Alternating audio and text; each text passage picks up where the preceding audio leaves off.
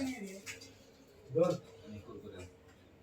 एकच आणू ना आणि एक कुरकुऱ्या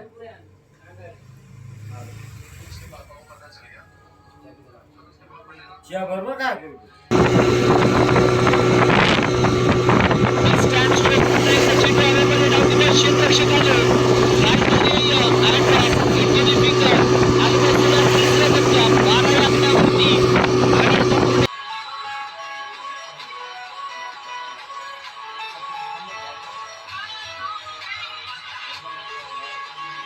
बारा धाब्याची गरज होती.